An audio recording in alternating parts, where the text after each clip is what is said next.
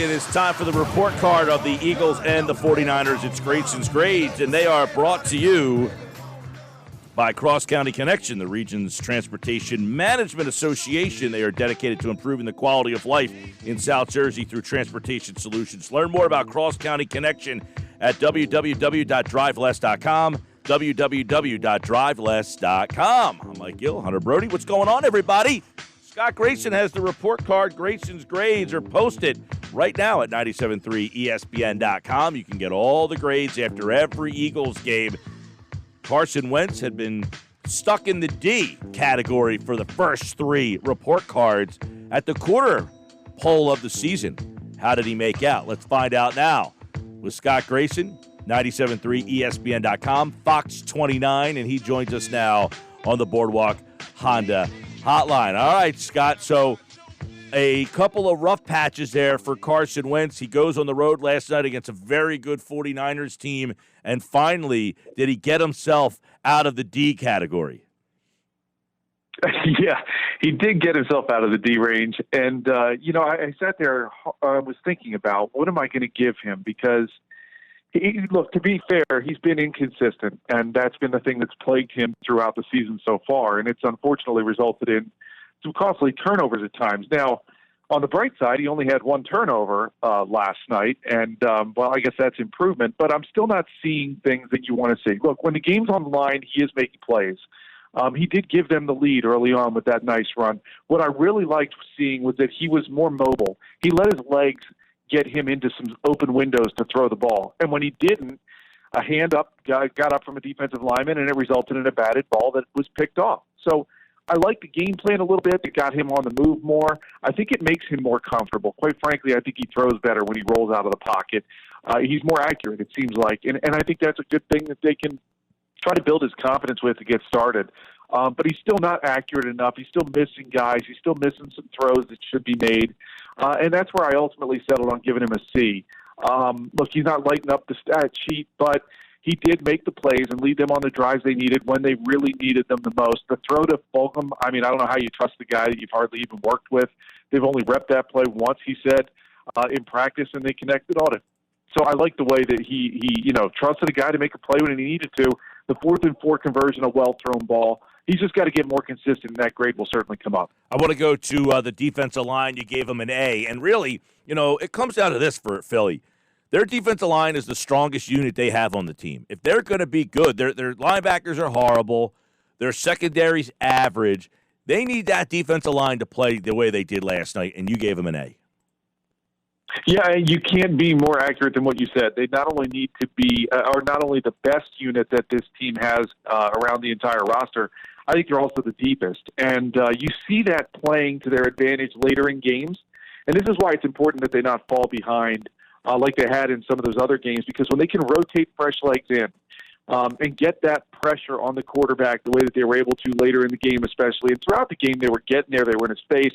15 quarterback hits. I mean, that's great when you can get to the quarterback and knock him down. Maybe you don't get the sack, but, you're letting them know you're there. And they definitely altered throws, forced incompletions when they couldn't quite get to the quarterback, registered the sacks they needed to get, finally forced turnovers. The sack fumble was great. They needed that at the time. And that defensive line, like you said, is really setting the key and setting the tone. And when you get back there, your secondary doesn't have to cover as much. Your linebackers don't get as exposed, although, yes, they were bad again yesterday. But the defensive line, Jannard Avery showed up in a big way. Josh Sweat, Hassan Ridgeway all got sacks. Derek Barnett, Javon Hargrave each got half a sack. I like what you're seeing out of that group, and it's no coincidence that the defense played better overall. Let's flip it to the other side of the line. You gave the offensive line a D, and I thought that, based off of their circumstances, they held their own, and Jordan Mailata, he had the false start, but other than that, I thought he was strong. So why did you give this line a D? Well, because the penalties. Now, yes, I know it's Jordan Mailata's first start. That false start penalty, to me, that was a 3rd and 1. Look, he's trying to draw the defense off. These kind of things can't happen. I put it in the same kind of boat. Granted, it didn't cost him a game like Matt Pryor's false start, but you're at the pro level, that can't happen. And look, I liked a lot of things I saw out of Jordan Mailata, but why was Carson Wentz running for his life a lot? He should have been sacked more than he was. And unlike some games in the past, he was able to get away from it. And he did actually throw the ball away at times. They were still giving up a lot of pressure. They were still giving up a lot of hits on Wentz. And I just still think they've got to do a better job of protecting him. They've got a revolving door for the fourth game in a row. They had a different offensive line. Lane Johnson's in and out. You got Jason Peters out now. Mailata in. Look, I did see some good things, and maybe the D was a little bit harsh, but I saw Carson Wentz forced to run, not by design, but out of running for his life at times. And I still think that line has got to get better. Scott Grayson, Grayson's Grades, looking at some of the performances from yesterday. Doug Peterson, he's been in the F category for you in the past. How did Peterson fare last night?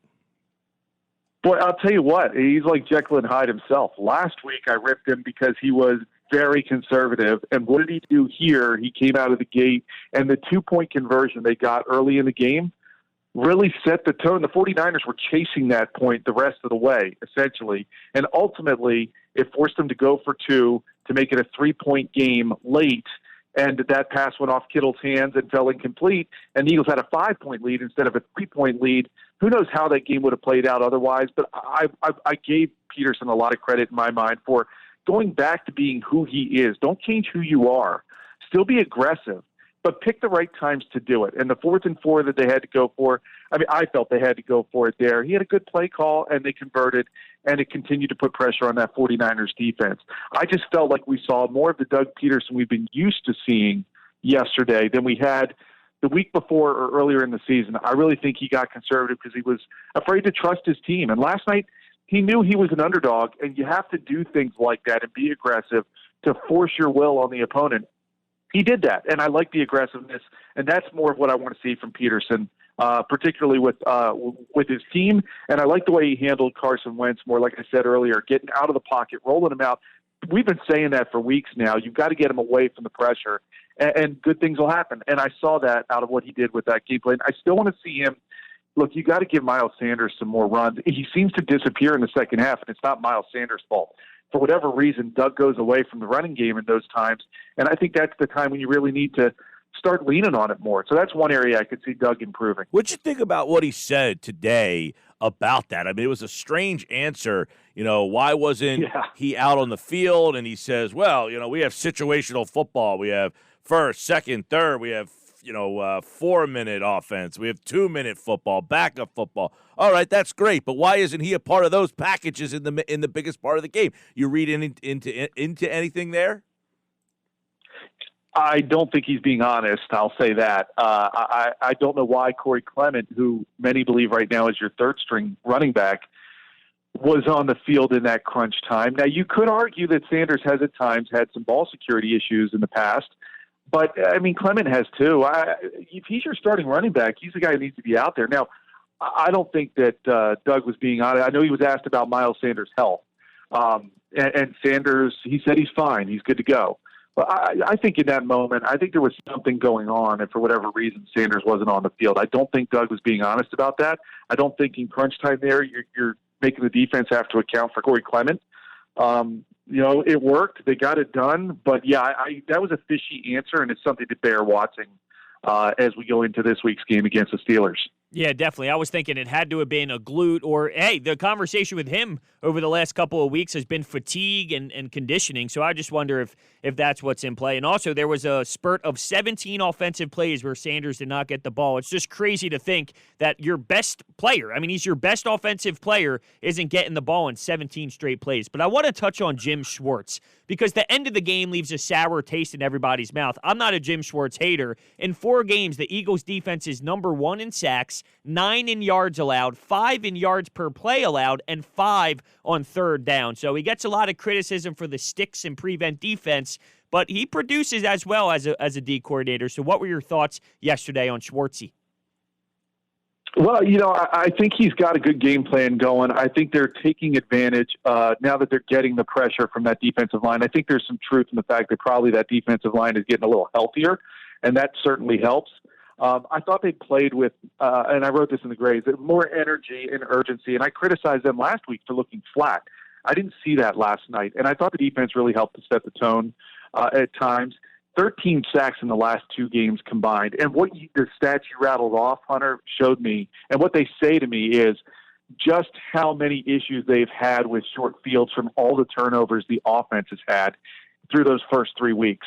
It's put them in some precarious spots. I mean, you're sitting on the sideline, you're trying to get your defense ready for the next possession. You're trying to make and look at maybe making some adjustments. The next thing you know, you got to quick grab your helmet and get out on the field because there was a turnover. I think that's hurt this defense. And what you saw last night was just the one turnover that they had against them, and therefore they had the ability to really be healthy, rotate their defensive line around, and they played with the lead at times. And it's a different game when you're not behind like they were. Now, I don't like how they let the defense or the opponent move up and down the field when they have that lead late and think that they have enough time left. You saw the Browns almost blow it against the Cowboys for doing that. But, ultimately he got the win. You can't argue with that. 3 turnovers, a pick 6. Defense put points on the board. I think he's finally getting that defense moving in the right direction. And now they just got to try to stay healthy and continue, like Mike said, get that pressure from the defensive line in the quarterback's face. And it's going to be a tough task this week with Ben Roethlisberger. All right, get all the grades at 97.3ESPN.com. Scott Grayson grades them after every Eagles game. The Eagles with a win over the 49ers, the first place Eagles, that is. Check out all the grades right now at 97.3ESPN.com. For some reason, Scott, they need to have injuries and some sort of depth problems before they start getting things right. And Doug hinted at it today. They're going to get Deshaun Jackson back. They're going to start getting Alshon Jeffrey back. He's going to – what do? You just push Fulgham out the door. He was the one guy who made a play. I thought Hightower made a big catcher. I do think, though, maybe you send a message to J.J. Arcega-Whiteside and just release him. I was just going to say that he's the guy right now who's on the hot seat. Now, look, Fulgham, let's not give him, a long-term contract or anything like that. He had one good game, and he showed up. And to his credit, he had an opportunity. He took advantage of it, a la Greg Ward last year. And now look what Ward's doing. He's become one of the most reliable receivers that they have. It was nice to see a number 13 making some catches. And, that's something that I think they're going to build on. And it's a good problem. Doug did say that today. It'll be a nice problem to have for a change. Yeah. A crowded receiver room trying to figure out what to do with it. But I think J.J. Arcega-Whiteside is the guy who would be on the chopping block first. And then you go around from there. Look, Deshaun Jackson, for whatever reason, can't stay healthy. Alshon Jeffrey, they've talked about potentially trading him. And maybe some of these guys being able to pick up the slack will allow them to go back to look into trading him again once he is finally healthy enough to play. But we'll see. It's going to be a good problem for them to have, and it looks like Carson Wentz is finally starting to get a little more confidence in some of these guys he's throwing the ball to, and I think that's a big development. All right, Scott Grayson, check him out right now, 97.3ESPN.com. Of course, Grayson's grades will be back for Eagles and Steelers. Eagles open up as an 8-point doggy dog at home. Is it in Philly, that game? No, I think it's in Pittsburgh. Is it in Pittsburgh? Okay, yeah. So 8-point. I was going to say an 8-point home dog seemed to be kind of crazy. Hey, look, 8-point dog. That's perfect. Right where we want it to be. All right, Scott. Take care, man. All right, you guys too. Have a good Monday. Yeah, man. And check out Grayson's grades every Monday at 97.3ESPN.com.